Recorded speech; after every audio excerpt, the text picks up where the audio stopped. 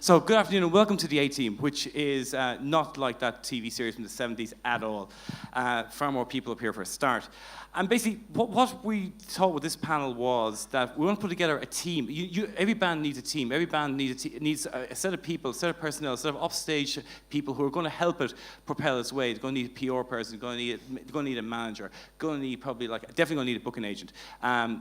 And there's other people as well they probably need that aren't up here, but we just realised that we definitely need a lawyer as well. But unfortunately, lawyers charge by the hour, and we couldn't really afford it. So what I'm going to do is all the best professions, yeah. Journalists don't charge by the hour. So without much further ado, I'm just going to ask each one of the panelists to just give a brief introduction as to who they are and what they do, and as simple as that, and then we'll start rolling. My name is Jim Carroll. I'm not a member of the A-Team.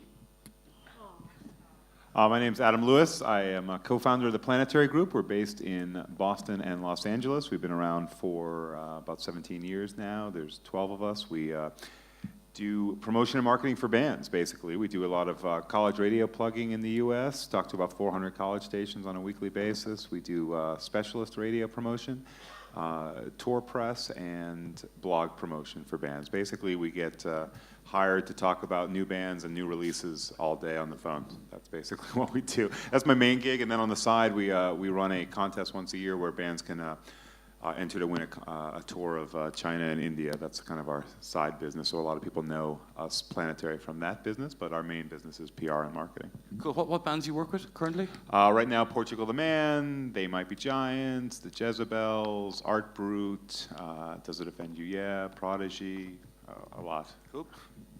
Rod? My name is Rod S. Kukla. I work at American Recordings. I do A&R. We have bands like Slayer, Avid Brothers, Go-Go Bordello. Before that, I was at Columbia Records, and I worked with everyone from Aerosmith, Bon Jovi, to Sixpence None the Richer. So kind of a little bit of everything. Cool. Thank you very much. Laura? Hello. I'm like, whoa. See, I'm trying to cut her off. Hi, my name is Laura Webb. I'm a music supervisor. So I would probably have one of these people on the A-Team sending me music or pitching me music. I put music into film and television. So I get hired by studios or networks to work on their projects and scout music and put the best music into picture. What pictures have you worked on? I've worked on 500 Days of Summer, The Hills on MTV. I'm currently doing Teen Wolf, the remake. Another project called World of Jinx, which is a documentary show, and we're just starting our second season. And then a couple films a year. Sometimes they get seen, sometimes not. The two that I'm doing will be in Sundance this year, but independent budget, low budget, is what I'm dealing with on those. And yeah, that's about it. Thank you very much. Kathy? Hi, my name's Kathy Pello, and I own a company called Sargent House and Rodriguez Lopez Productions. We're a management record label, and we have a PR company called Us Them Group. We have a music website called Terrorize TV, and we basically, manage artists and put out their records. I have an Irish band called HWCH11 on my record label in America, and we're actually going to be putting out, and so I watch from afar with Richter Collective, who's become like a little brother in Ireland. I have Russian Circles, Taramellos, Good Old War, RX Bandits, This Town Needs Guns, Hella, Zach Hill, Le Butcherettes, Red Sparrows, Omar Rodriguez Lopez, Zex Marquis, a lot. And then, what else? And I manage a band called Death Grips. But as Kathy Pello, they're not part of Sargent House. I started Third Worlds with them. And that's it. Thank you very much. Jason? Hello, I'm not American. My name's Jason Edwards. I'm a booking agent at a company called 13 Artists. We're based in Brighton. We're kind of pride ourselves on being a bit of a boutique agency, and we represent our artists majoritively for all global territories, excluding the North American two. And our roster includes Radiohead, the Arctic Monkeys, Interpol, Suede, Paolo Nutini. And I'm the new boy there. I've been there a year, and I represent a lot of the younger talent that comes through the company. So, yeah. This town needs guns. And which bands would they be? Just give this. A couple of them: Factory Floor, This Town Needs Guns, Drugs, Oland, Salem, Theme Park. Theme Park, Spectre, loads of kind of new developing artists. Thank you very much, Alan. Hi, my name is Alan Cullivan. I'm based here in Dublin. I have a management company called Bare Knuckle Management.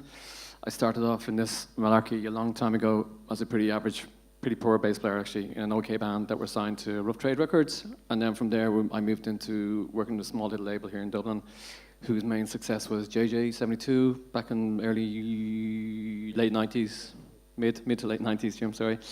From a long time ago. From there, I found another band called The Thrills, managed them, moved from the label, managed those guys throughout their career. Found another band as well that were signed called Yumanzi that were signed to Universal as well, Fiction Records and publishing deals, blah, blah, blah. Stopped the whole thing for a while, came back again, helped with some other managers to set up the Music Managers Forum of Ireland. And now on the management company roster, we have And So Much From Afar, from Belfast, and a new very exciting artist called The Danger Is, and a couple of really young ones that I'm working with at the moment. Okay, thank you. Thank you very much. That's great. It's a good panel. Before we start, just some housekeeping things. If you're tweeting this, can you please use the hashtag HWCH11 so we can keep an eye on things there. We will open it up to questions at the end, probably talk about 45 minutes. And at 5 o'clock, tonight's band tip session will be happening across the road in Filmbase. And tonight it is the Vinnie Bookers. So that's a Q&A session with the Vinnie Bookers later on. Okay. We have a serious lineup of talent here. You know, I mean, not to basically inflate any egos here, not that the egos need inflated, but this is a good team. These are people. If you have these people working for you as a band, you're talking about some very heavyweight, I suppose, pedigree here. Bands they've worked with before, bands they've taken from kind of various stages. And I suppose the whole aim of this panel is to kind of like explain to bands how a team like this comes together. You know, okay, we've already established that there's other certain people, I suppose, missing. You know, there would be a lawyer. It might be a tour manager who work with the agent. But in terms of the actual basics, if you've people like these working with you at any stage of your career, you can use them in certain ways. I suppose the first question you need to ask is, who do you think comes first? I mean, if you're a band, which is the first component you put in place? And during the whole discussion, just jump in when you feel like it.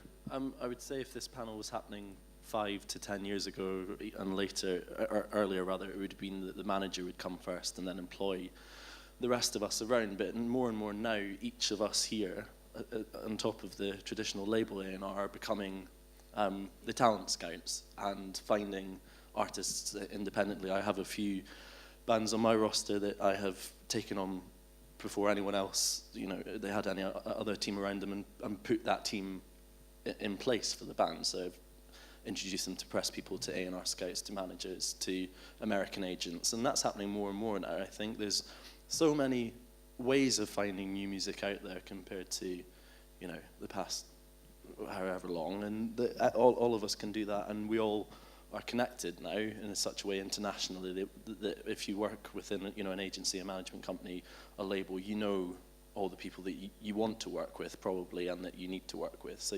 you're in a position to put that team together no matter who you are. It used to be the case, Rod, years ago with a band, right, that the record company was in many ways the fulcrum upon which everything kind of swiveled. That if a team like this was being put together, it would be a case of you meeting up in the record label and you'd be talking to the manager, the agent, the outside PR, you know. Do you think that's changed? I don't think it's changed that much. I mean, every band I meet or that I'm interested in has some affiliation with a manager, lawyer, or a label, and especially since they work at a major, it seems like they think they could buy whatever they want. So I don't really have any boundaries for me. So which is nice, but then again, it's also a hindrance. I mean, it's also probably the case because majors aren't signing bands early now. I mean, by the time a band gets to you, even though they may be on your radar for 2 years, like we were talking about earlier, by the time they get to you, they are so far along the process that they almost don't really need you or whatever, but you guys want to kind of come in and throw some gasoline on that fire and think that you can blow it up, even though half the time they fail, right? Yeah. Half the time they fail, but I mean, that's kind of our only, like, you know, chip in the cards or whatever. It's like, oh, we got money and we can do this, and this for you. after you've already been doing it yourself, but we're going to give you a little bit more money. So it's sad. I mean, the new rules are there are no rules, right? I mean, I think more and more acts are managing themselves and creating the story so that then people get involved as that story develops. And I'm dealing with more and more. My business used to be 70% probably major labels or definitely large indies, and 30% self-release, smaller indies, whatever. It's completely flipped, and many acts were already coming to us already, with the team or prepackaged and kind of dictating to us what you are going to do for us. Whereas now bands are coming to us maybe with a manager, maybe with a pretty green manager, and saying, help, what can you do, and let's build it. Do you charge more for that then? I mean, God, I wish I could. No, not really. I mean, the opposite is true. I mean, you're now kind of you're working harder for less, really, aren't you? But in a lot of cases, you're working together longer, and so maybe there's some more money there because you're working on multiple cycles. But no, you're not getting more money. You're definitely working harder. Can I just say, from a management point of view, I'd probably do myself out of business, but I do think that starting out, it's best to do as much completely on your own for as long as you can. Don't get a manager. Just rely on your own strengths, be it your own band or artists or people around you. Build your own kind of team of mates until the point where you really can't cope with what's going on. So that's the point when you get other people in. But do much for yourself for as long as you can. Because I think, as Adam was saying there is no rules anymore. Like a long time ago, back in the 90s we were talking about there was kind of only one more or less model. You form a band, you make a demo, you send it to everybody, and you cross your fingers, you get signed, and then the labels cross their fingers. But now, if you're starting out yourself, you can tailor it. Everybody can tailor it to their own needs, and build the whole thing on the actual individual identity of the artist, and they can tailor it that way. So there's so many different avenues they can take. Also, my advice is be careful of getting a manager who actually has never been a manager. A lot of the time I see bands they think, oh, if I don't have a manager, I can't get a booking agent. But if you have a manager that has no experience, they can't help you get a booking agent either. In fact, they can actually work against you getting a good booking agent. It is a huge relationship business. It is about your reputation. And like Alan said, as a manager myself, I look not just at how your music is, I look at how you compose yourself as a band. Are you creative? Do you have, are you creating your own art that looks amazing, or having the right resources where you have taste and you're creating an identity for yourself? You're not mimicking bands that already exist. And that you really have a strong work ethic, that you're not a hobby band. There's a lot of bands out there that think, hey, I have a job, I have a girlfriend, we're gonna have a baby, we're gonna do this. That's a hobby. That's a hobby. If you get into music and you have all those things, it's not something to do for fun that could make you rich.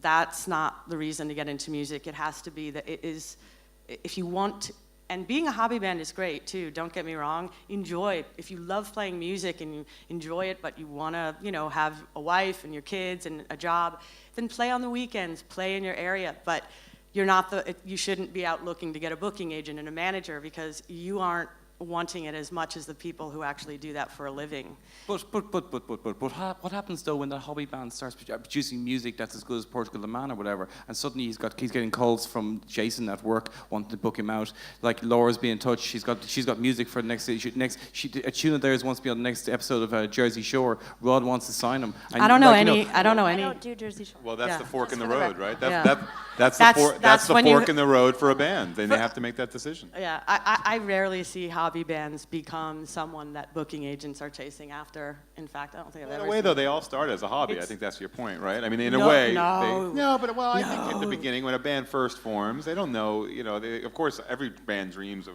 There's a world different. domination. There's a difference when I say hobby. It means, is it your first priority? If it's like, I don't mean it in a You don't mean as a cliche baby band way. starting out, yeah. I mean it very seriously. Making music is a beautiful thing, and it's something people get joy from. And if you love playing and it's fun and it's great and you want to, whatever, just ask yourself very, very importantly, yourself and each of your band members, how important is it really to you? Because if it's important enough where you want to actually commit to trying to tour America, trying to be signed, trying to really do it as your living, there can't be a job that you want to keep and, you know, your baby at home and things like that. You need to really have it be first and foremost in the beginning until you can actually establish yourself to where you could say, well, now I can actually have a wife and child and whatever. And I know that sounds really terrible, but it's very difficult to help a band when it's like, oh, well, Jimmy can't go because he's going to school, and da-da. Then you're still treating your band like a hobby. Yeah, I suppose what you're saying there, though, is that, like, if you are serious enough and you're beginning to assemble a team like this, a team of people who are going to help your career, you want to be able to, like, have that career in the first place. It's the difference between why you go to college to get a degree to become a doctor or why you work at Dunkin' Donuts. Dunkin' Donuts is a temporary thing. Studying to become a doctor so that you can be a doctor for the rest of your life is a serious thing. And so being, again, if you're in a band and it's second, third, fourth priority to any member of the band, don't ask me to listen to your music because I can't be bothered. I do it for bands that are 100% serious. I do it for bands that if I call you and tell you I have an opportunity for you 3 days from now, you say, cool, we'll get the van ready. Not, you know, it's the only job you have. We get that a lot as well, but it's partly created by us as agents. I would say out of everyone here, we're probably the worst at agents probably represent a hell of a lot more unsigned artists and bands that have maybe only got one song available on the internet than, you know, labels do whatever. And we pick up on bands a lot earlier. So yes, there is definitely, if you want an agent and if you have agents approaching you, it is kind of your duty to be in a position where you're going to be able to give your time for that agent to book your shows, and not to put this kind of, we get it sometimes when you get a band going, well, why aren't we touring? Why aren't we getting gigs? And then you get the gigs and they go, oh, busy, can't do. Oh, Dave's playing in his other band. Yeah. It's like, well, what? But I am also very aware, and it's something that, as a new agent, I'm under a lot of pressure, and this translates over to bands a lot, is that don't kind of, it's what happened with labels too, especially the younger labels, but you'll probably, if you're kind of a hot band, if you've got a few blogs writing about you, you've got a couple of cool remixes, Zane Lowe's played you on Radio 1, you're going to get 5 phone calls the next morning, or emails going, hi, I'm so-and-so, I represent, hi, I want you in my roster. You have to be very wary of that too, because that doesn't necessarily mean that, oh, an agent wants to book us, we need an agent now. You have to make sure, as Kathy's saying, A, you're in a position to commit to that agent and to be a full-time band, but also that the time is right for you as a band. Because as we've said, you can do all this stuff yourself. Everything that we do in the early stages, you can do yourself, and you can learn a hell of a lot from doing that too. You can learn to then pick holes in. If you book your own shows for a year and then you get an agent, when that agent is doing things which you know you could probably be doing better yourself, you go, this isn't working. Why am I paying you money?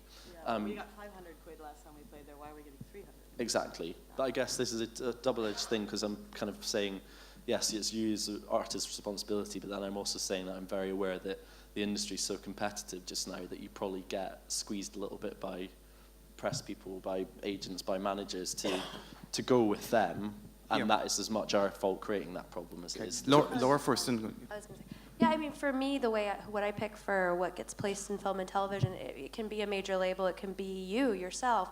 Just if it is you yourself, make sure when I email you, you know, I will need you to answer right back, and just, who has your publishing? Do you have co-writes? Can you sign off on those? Do you have samples? You know, just be really aware of what that you own or what you don't, and be able to have that contact information. I personally have no problems going straight to the source. Sometimes you know it's done right and there's no middleman, you know. But I also have my good relationships with the labels, with the publishers, with managers, booking agents. So it just depends for me and how I pick. It's everything. It's just if the song's good and it works for what I need and the scene, and it's, you know, will work with my budget as well, then great. I was just gonna say what Jason was saying, that he's working with a lot of unsigned bands and new bands as an agent, and that they're often the first person getting involved on the team.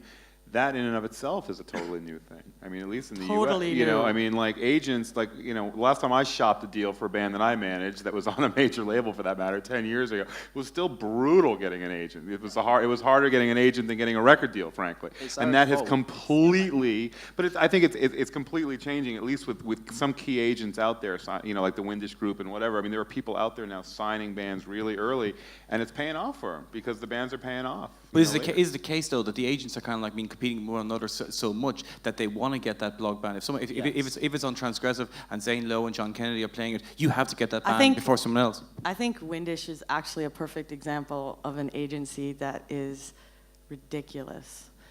Hey, listen, They're it's good. signing every. Tom They Windish. sign everyone. If you have a track, you've literally made one track, you're 19, and it gets on Pitchfork Forecast, you're with Windish the next day, and Well, I mean, they're what building. percentage of acts has Tom Windish signed in who hit through? Wait, Like what? 1%. Well, and was that 1% I'm garner not enough revenue? criticising Windish. Just to clarify as well, just Windish are a US agency, Yeah. but it's completely true. The amount of acts that I work with Windish a lot. I love them. They're So a do I. fantastic agency. If you get the opportunity to work with them and the time is right for you, maybe not right now, or once Yeah. you've established yourself in the UK, work with them. I would really, they're great, they're very fresh. But yeah, we get emails from them going, have you heard this band? It's like, oh yeah, I just listened to them last night for the first time. I saw them on a blog. Oh cool, we're working with them now. You're like, they're Yeah, because- Tread yeah, this and t-shirt it's- comes to starters, mind. they're from Liverpool and they haven't played outside Yeah. of the Wirral. And Like it's what are you- because and it's because they read the blog that you read last night. Exactly. And they've already signed them. And it goes back to what I was originally saying, and which I'd add to him is, if you do get that little streak of lightning where it's like, oh, we played a gig, it got talked about, all of a sudden we're on some blogs, and immediately you have the underbelly will immediately go for you. You know, you'll get emails like, oh, hey, I want to manage. Due diligence. If you get contacted by a person claiming to be a manager, Google them. If they are a real manager, you will see that they have really managed bands, and bands like find out what their real identity is. Being able to, you know, I could hit anyone up and be like, hey, I'm a manager.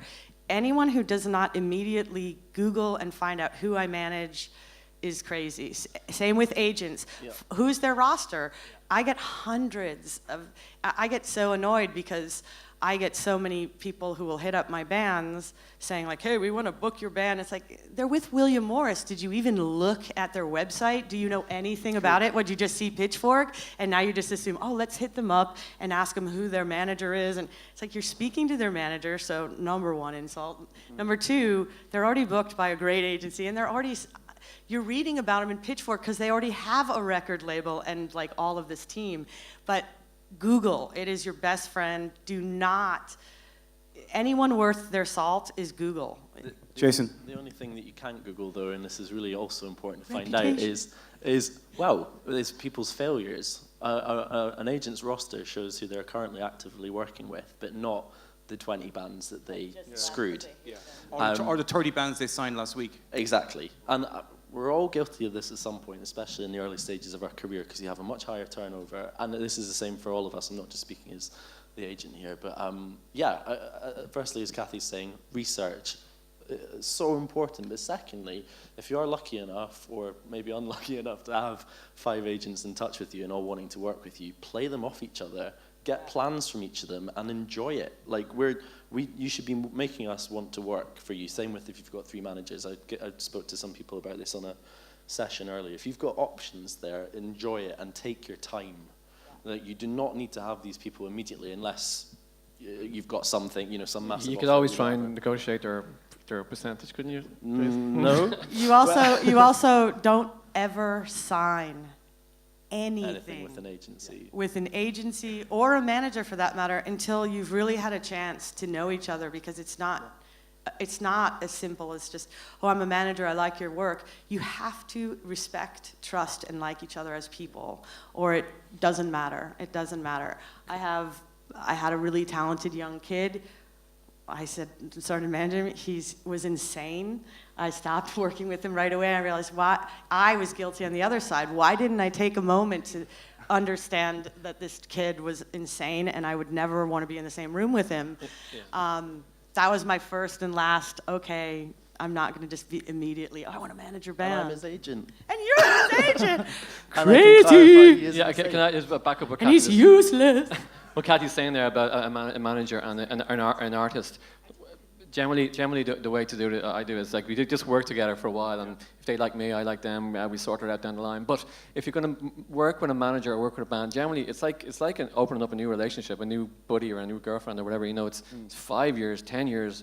These people are going to meet your family. You're going to meet their family. It's going to be close. You know, do you want some nut job ringing your house at 1 a.m. on a Sunday night? You know, so or equally, do you want this manager pestering you all the time? So.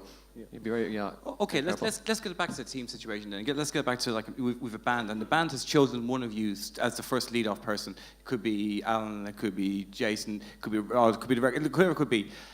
You basically are going to bring in other people, right? Then we've got a situation that you bring in your mates and the people you've worked on before that you know are good for the job. Or do you listen to the band if the band kind of say like, okay, well, we really, really, really want to go at Windish for our agency. And this guy from Windish, he was at our second gig. He's been around. He's basically like went out with my sister. You know what I mean? It's like you've built a relationship with this guy with Windish, and you know full well as a manager or as a record label, the Windish are wrong, and you really want to go with, you should be going with 13 instead. How do you broach that? How do you make that team? How do you build a team? How do you explain to your clients, the band, that no, you don't need this team player, you need the other. It's almost like being a football manager. You don't need Carlos Tevez, you need Craig Bellamy.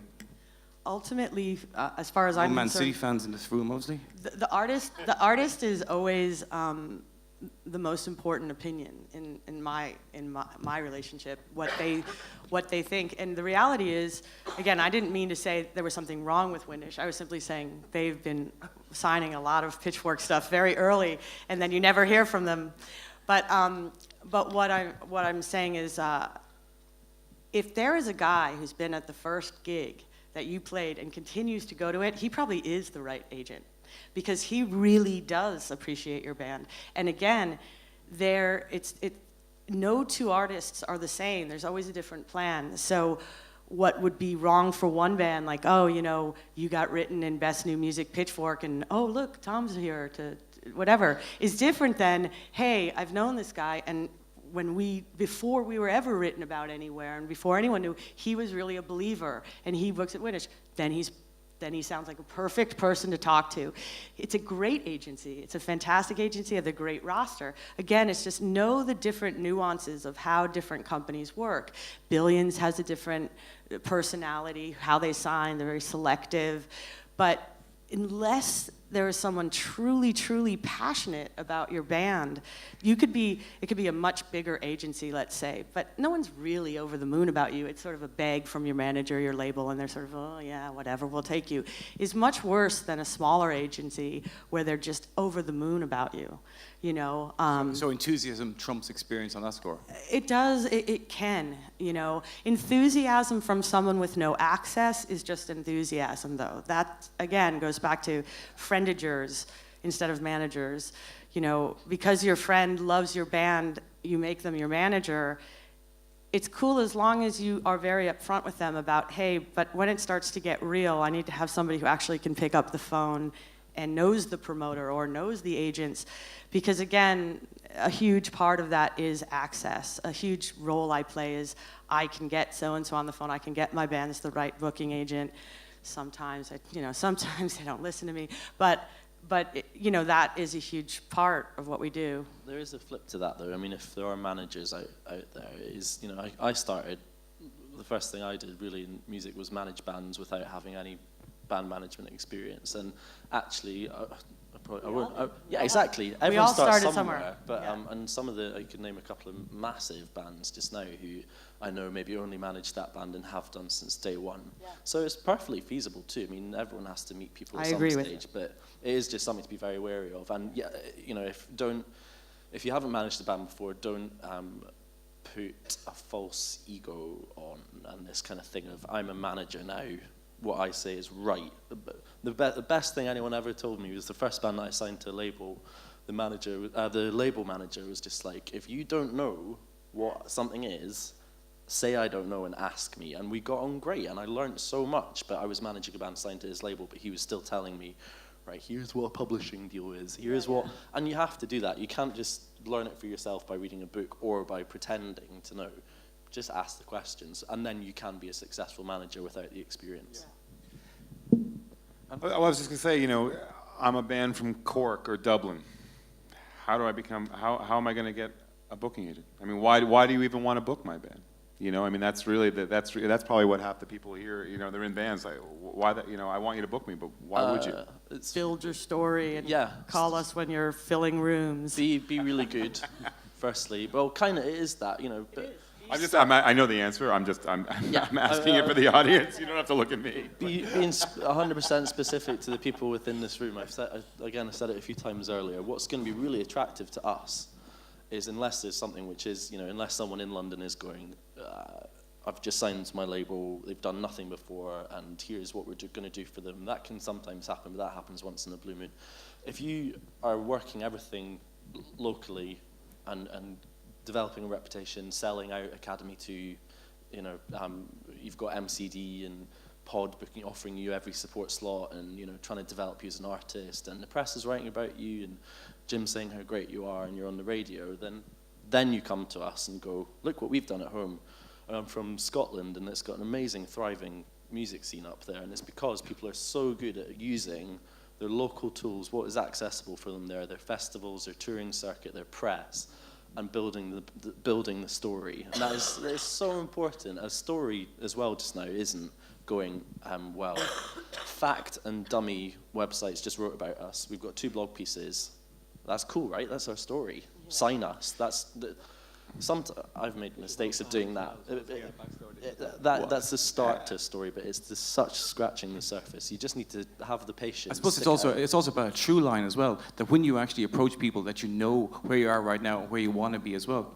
I mean, as you build your story, you then build your team, because the team come about. I mean, you know, one of the bands we've been working with for the last 18 months is a band called the Jezebels, and great band, and we were working with them for close to 2 years, and they put out 3 EPs staggered over 6 months, and each one has done progressively better, and by the time the 3rd one was coming out, they came over. They had a good manager. They came over to the U.S. and they played CMJ. CMJ went great. They became a buzz band there. They played our party. They got their booking agent at CMJ. They were seen by someone from Great Escape. They got the invite to Great Escape. They got the invite to Canadian Music Week. They play over there. They get the South by invite. You know, it all kind of, it all snowballs. You know, and that's what's that? And now we book the Jezebels. Yeah, right. So now, you know, so they get the book. You know, and also, you know, they got the publishing deals, and the manager was actually smart, because he's been doing deals in different territories as opposed to just one-off thing. But, you know, as the momentum was happening, the team came on board, whether it was the agent, whether it was the publisher, you know, different festival promoters that, you know, are taking ownership of the band early, and, you know, now they've got some buzz. Now the real work begins. Yeah. You know, now it's only just beginning. They haven't, you know, they can't stop. But it's all about kind of building that story, building that team. It's also worth bearing in mind as well, just because the team is gathered doesn't guarantee you anything. No, we're just sitting around talking half the time, right? You know, I mean, you know, yeah, absolutely. It doesn't always happen. Yeah. Okay, like let's get back to kind of like putting that team in place, and just what you said there about like the Jezebels. You know, that as things went on with them, as kind of like it happened for them in Australia, it happened to them in the States, it happened at the Great Escape in Brighton in May. You know, they added different components at that stage. You know, is that the way to go, or do any of you know of cases where, like, a band through a manager or an agent has put the team together from the very start and it's worked? Pop stars. Yeah, or I mean, a band example. Pop stars. Probably the Vaccines. Yeah. Actually, talk to the Vaccines. I mean, that's the HWV the thing, cults. isn't it? Yeah, cults. Well, it's not worked as well as the Vaccines have, but I can't The speak on any vaccine of the story is behalf. quite interesting, actually. I don't really know. Do you want to talk about it, or will I talk about it? Because it doesn't matter about me. Like, Go for it. I'll chip in if I you chip in when I go wrong. I mean, everyone knows here the Vaccines as is kind of you know, they're one of the kind of sound of 2011 bands on the BBC. They released a record, but the backstory is really interesting. The managers of the MoMA group, and there's involvement with HWV. And I only found out about this involvement with HWV when Simon Fox, the CEO of HWV, gave a keynote at The Great Escape in May, and he explained how MoMA and HWV work together. I think HWV owns MoMA. MoMA, right? They own MoMA, and HWV basically promoted the band through all their stores. It was a perfect example of synergy. But like, there was loads of people in the audience just going, huh? It was just like, suddenly it was like going behind the curtain that there was a divorce and realizing, oh my God, this very square-looking dude is the guy who kind of pulled all the strings. Am I right in that? Yeah. Yeah, but that's the story about that team as well. Their team being put together, it just seemed to work really well. Yeah. I mean, that's a lucky one. It's a great one. They're an excellent band. They've got an excellent live show with experienced people around them in every department. They've got a great agent. They've got a great press team. They're on an excellent label. Well, they're on a major label that is one of the good major labels. And yeah, that's how, but they had that right from the very beginning, right from, the second single in, it was all being pushed. They were on the radio. The live show playlist backs it up. And exactly. I mean, and that's they can ultimately, justify it. that is really the Nobody key. can I mean, fault them. And right. we were all very quick to go, oh God, a major label band coming through, whatever, who cares? It's like going to flop. And they proved us all wrong because you can't deny how good they are. Yeah, it was the same thing So with it the goes back to Jezebels. that. Anyone who saw them sing, you just go, wow, she's a star. Talent always trumps everything else. I was gonna say, yeah, I mean, I'm a fan of Jezebels and I'm a fan of the vaccines. I got to use the vaccines because it worked for something that it worked, and I used it in Teen Wolf. And I like the Jezebels, but I just haven't had the right scene for it yet. So for me, it's just all what works at the time. And sometimes as well, I mean, like, the strings are being pulled. People may well see the strings being pulled and may not like it. Case in point at the moment is Lana Del Rey. And what's happened there in the last couple of months, she emerges. Music bloggers lose their cool over how amazing she looks in the video, not thinking for a second, well, no one emerges fully formed like this. And then when you do a bit of digging, you realize, of course, there's managers, lawyers, and record labels there. But it's been happening since the start of pop Lady music. Gaga, Christina Aguilera. But that's why we like this music, though, as well, though, isn't it? I mean, if it's just the case that people are suddenly becoming wise to the fact that the music industry can sometimes be quite a, like it is on X Factor kind of world, then, sorry. Like, it's just how music is how most of your favorite bands from the 60s onwards have been. It's not always been about developing through the toilet circuit on tours. Occasionally something packaged does come along and is quite good. The Beach Boys. Yeah, exactly. Yeah. Okay. The Jacksons. Okay, let's like, I'm just kind of aware that we got 10, 15 more minutes, and I'm going to kind of throw out questions from the floor, but I've just got a few other things as well regarding putting the team together and tensions within a team. Imagine we're all like looking after a team here. We're signed to American, we've got songs on like loads of TV shows coming up. Planetary doing our PR. Kathy's managed a band in America. Alan's managed a band in the rest of the world. Jason is booking us worldwide, No, Jason's booking us worldwide. I know. We've just promoted Who Jason. leads the way? Who leads? Like, I mean, don't say the artist leads the way, because the artist has to have appointed someone to lead the way. Who leads the way? Is it American recordings? Is it Manager. Yeah, the manager. I would always prefer that it was the manager leading the way. I have, my bands don't really even talk to their booking agent. They don't deal with them. I deal with them, just myself and the agent, and and then I relay to the band, hey, what do you think of this plan? Or they say to me, we'd love to do an Asia tour, and then I go make their dreams come true. It's like, okay, let's figure out how to get you to Asia, or you guys are high, you can't even sell out, Indianapolis where you live, so forget it. I think that's actually another thing that always astounds me, both in American bands as well as European bands. Before you're even able to sell out a place in your own town, and you're already saying, let's go to tour USA. Well, That's no a one, dream. That's a dream. That's the very dream. no one's That's- going to show that's what- up. If they're not showing up in your hometown, you're going to be really sad when you come to America.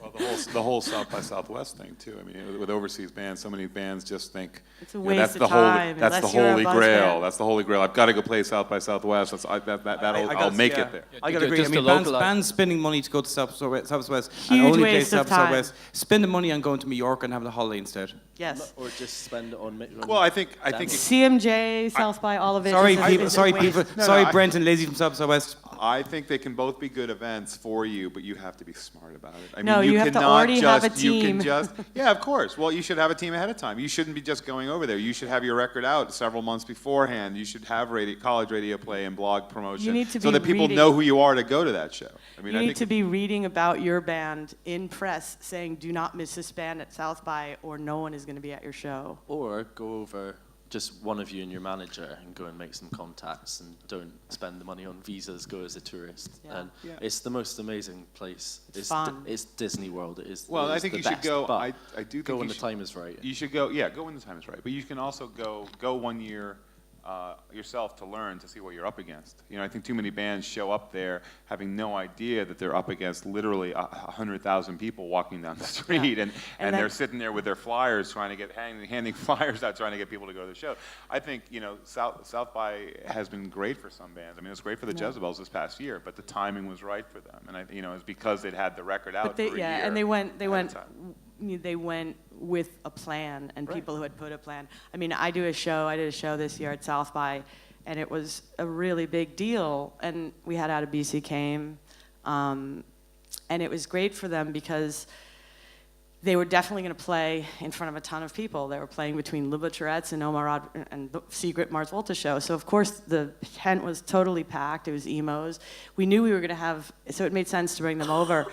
Their alternative was like playing in a pub that, you know, an Irish pub was their other show. And it was like, so many of their friends from Ireland was like, that was their only show at South by, and it's like, wow, that would have sucked. Yeah, well, that was their legit show, right? I mean, we came all the way over here to play at the equivalent of the pub across the street in front of a few Irish people that came from Dublin. Yeah, no, for sure. I mean, it's all about you know, coming over at the right time. Like I said, too many bands think they can just come over and think they're going to. You have to be on the right showcase. And it's about taking the right advice and making sure that the people who are giving you the advice are right as well. Okay, I just realized we're kind of running out of time, so I'm just going to throw it out to the floor because we could keep rambling along here right now, and it's easier if I kind of throw it out to people on the floor who may well steer us in a different direction. So if you got a question, just put your hand up and we'll get a microphone to you. Scared them all. No, there's someone there with a question. Thanks. Hi, I just had a question for Laura. I'm just wondering, are you looking for music from acts that are already established for film and TV or unknowns? I both, honestly. I mean, it just depends. Like, if it's a good song, it's a good song, and that's all there is to it, really. So, I mean, the other factor is that does it fit with your budget? So, yeah. Cool. But thank you. yeah, it does make you be more creative. Yes. Great, thank you. Next question. Really sorry, I can't see a thing with the lights. Oh, sorry. Yeah, thank you. How you going? Just a quick question in regards to, you said don't sign anything with a booking agency. What are the legalities of agreeing something via email? Is this a Prince case, no? No. Right. It's a fickle world, is the booking agency world. We all work on verbal agreements.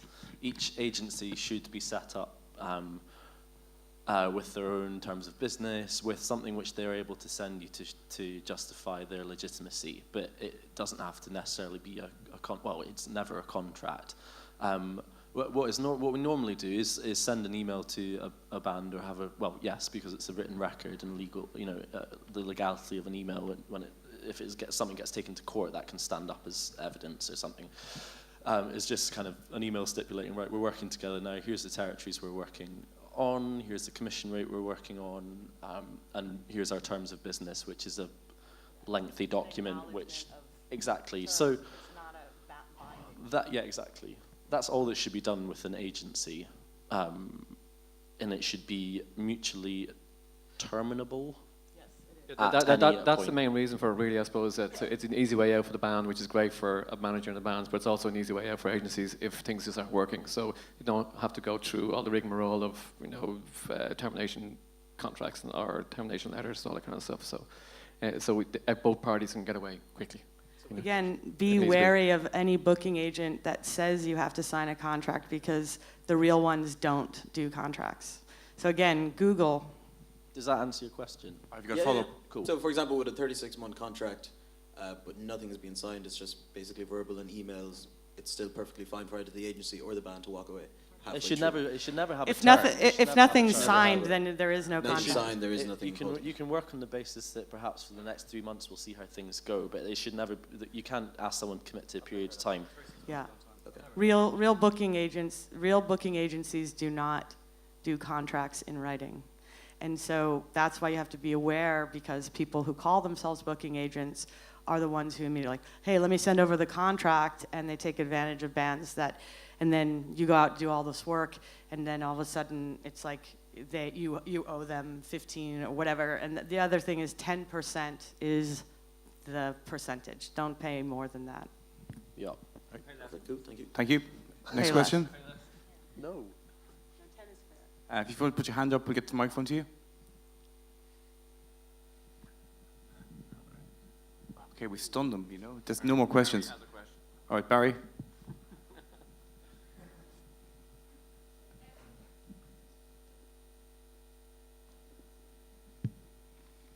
Maybe you just touched on percentages there. If we're putting that team together, with Kathy taking her percent and then the label taking their percent and then Jason taking his percent, as an artist, how much is the artist left with? Very good question. It was on my list of questions. Thank you very much, Angela. Okay, how much is our poor sodden artist left with? Well, again, I'm a management label, so we have... So management take what? What percentage? Well, we take 0 off of any music because we put out the music, and we take 10% off of everything else, which is half of the percentage of what other managers take. Normally, management fees range from about 15 to 20%, depending on which part. You know, some managers, most managers are flexible. They know, like, they're developing a band. They take nothing. I mean, I've gone years without ever taking a penny. HWCH11, fuck. Those guys, nothing. But, you know, it's, you know, again, it's part of a management's job. You develop bands. I've spent thousands of dollars on bands, fronting, getting them their merch, paying for their plane tickets, to develop them, to grow them. It's all for the bigger picture. It's about believing in their career, which also, you know, makes sure that, you know, I think that it's, you know, a manager's job, like, they shouldn't be more broke than your band. If you're with somebody who literally can't afford to send a FedEx, probably should get a different manager. Okay, so that'd be 20, like in general. So then anywhere talk, from, in 20, from nothing to 20%. 20% off the total. Yeah. Depending on what you're talking about exactly, but percentage of what is it, sales or merch? Because some labels and management labels get involved in all aspects, but traditionally they don't. You know, so if you have a record label, they've got nothing to do. Traditionally now, they've got nothing to do with your merch, got nothing to do with your live. So it's all separated out in that sense. Okay. Yeah. But now they pretty much want all of it. Yeah. But they don't do the job. They don't act like a manager, but they take 30% of your merch. They don't facilitate, you know, your shows, but they want 30% of it. So, right. Again. And then so the agent will take 10% of Agent live is always fees. 10%. 10, and if you start to earn in the hundreds of thousands of Less. whatever currency, then your percentage will normally reduce. Yeah. When you're Radiohead, you can get away with a little less. Okay, and then in terms of PR plugging, that's a flat fee. Flat fee, yep. Okay, ranging from to what? Lawyers, 5% of your income or hourly rate. PR would be anywhere, radio promotions anywhere from $1,500 to $2,400 for like a college campaign. 6 you to 8 know, weeks. blog campaign could be, you know, $1,000 a month to a couple grand a month. I mean, it really depends on the level of the client. It really kind of is a wider spectrum because some bands don't need a full-on PR campaign, but you know, could definitely be a few grand. Our PR ranges anywhere from PR can range anywhere from $750 to $4,000 a month if you want. And then the one person or the two people on the table who are actually giving the band money, you know, I mean, what kind of money are we talking about for like placements? I mean, it depends. You know, ad agents or ad placements. I don't do those, but I hear they can be quite They're lucrative. huge. I don't do that realm of it all, but you know, it depends on the budget, of course. And film traditionally more than TV, but if you play something and you want to clear it all media, it could be quite lucrative. It just depends, but it could start at $500 to tens of thousands. And if you're a huge band and you have a huge budget, I mean, you could look at like, you know, 250,000. Just it ranges. Yeah, of course, yeah. Right. Yeah. We just had an advert for one of our bands. It was for Hershey's, and it was worldwide for a year, and it was $75,000 per side. So it's 150 grand for 30 seconds of music. I mean, that's something that just reminds me of. There's in back in my mind recently. Edward Sharp and the Magnetic Zeros. That track "Home." It's been placed on a Vodafone ad. And it's been placed on an insurance ad as well.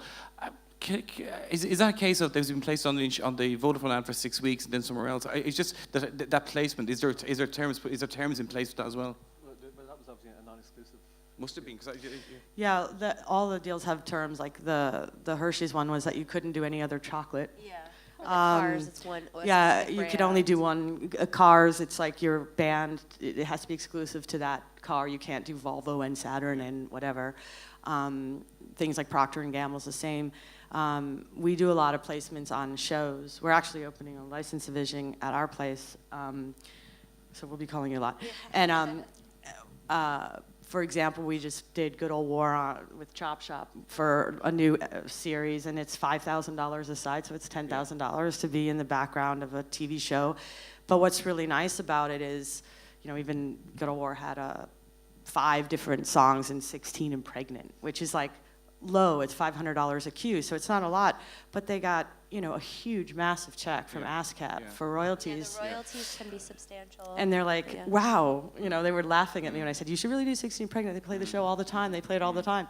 And they're like, yeah. And then they're like, oh my God, they got $8,000 for doing nothing just from ASCAP, from it playing. Yeah. Yeah, and film and TV isn't, we don't really ask for exclusivity. Some films might, like if a song was specifically written for the film, of course, then yes. But we all like to be the first to claim to use things for sure, and that's the competition among people that do what I do. But no, it's not so much in that. Right. Ads, I think more so. Okay, Rod. In terms of record label deals these days, like, what's like? Obviously, there's it's like how long is a piece of string?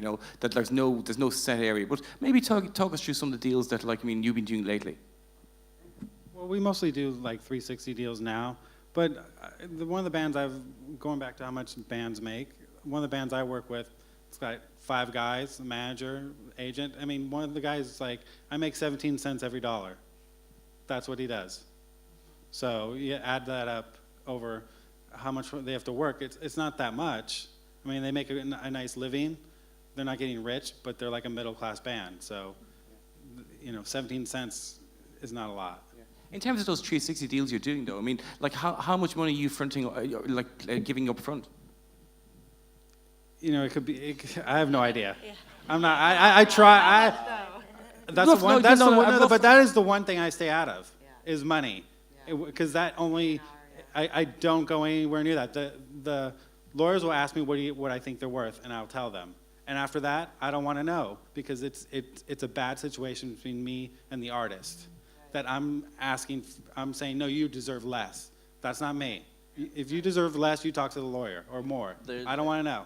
I guess you're kind of chasing what sort of advances people can expect for signing. Yeah, it's ranging. People will say that labels are dying, and they'll come to you and say, "Oh, we can't afford you a big advance." They're still paying out £1 million deals regularly. Yeah, like $2 million for this. Crazy. But then you can also sometimes did. it could be much more in your interest to take 0. And a shitload of tour support, for instance. No, never take 0. Well, never. A little bit. Next, one more Get question. some and tour support. Before the manager starts giving everything away for nothing. More questions? I think that's it. Silence. Oh, one more question here. So, from what I understand, are you saying that for a band to progress most efficiently and to gather a team, the best way is to play live rather than maybe focusing on recording? Both. Both. You have to have good recordings and a representation so that someone would be. No one will book you unless it's like, Is okay, there let one me that hear your stands band. over the other, though? They're both equally It depends on important. the band. It really depends on the band. Yeah. It really depends on the band. The most successful For you, it Irish, has to be. one of the most successful Irish acts of all time has never played live. Inya. Yeah. For me, I like that if you're great live, because maybe in my spare time I'll come see you play, but you have to have a stellar recording because it has to sound stellar in the film or television show. So if you send me a live recording, I will never be able to use it, So for me, I just have to have good recording. Yeah, there's so much, there's so many bands out there competing for people's ears, that it's also, again, the whole if you are sending music to me and before you get to the point of where it is, you're apologizing for how bad it sounds and the drums are mixed bad, you shouldn't be sending it to anyone if you have to apologize for how it sounds. Don't send it to anyone. Don't put it anywhere. Nothing should be prefaced with excuses as to why it sounds like shit. You know what I mean? If you think it sounds like shit, do not let Yeah, other no, people no hear doubt, it. yeah. But they are equally important, because for me, the live show creates the event that I can then market about. If you have a show, I can get radio supporting in each market. I can get you written about in the paper in each market. I can get the blogs writing about you in those markets. The tour creates the excuse. The tour creates content for the blogs to write about. So it But they can't definitely- get a tour if they have good music. But I'm not talking about a big tour. I'm talking about doing their own tour. I mean, Right. that's what bands are doing now. How does a band get a tour that doesn't have good recorded music? I didn't say they didn't. I said they're equally important. Oh, I agree. Yeah. Okay, so I thought you said the tours. No, but the show playing live in this day and age in the U.S. is really, at least I can't speak for Ireland. I'm not from here, but in the U.S. playing live is really key. Okay. You have to be awesome live to get anyone's attention in America. Just time for one quick You have to be follow- awesome. You have to just be awesome across the board. Yeah. That's not. I mean, you just have to be a great band. She's awesome and she's never played one. Okay, thank you very much. Well, have you got something else to add? Are we finished? Yeah, I guess so. Good man, thank you very much. Thank you very much to all the panelists on the A team because we didn't get into a fight. Give them a round of applause.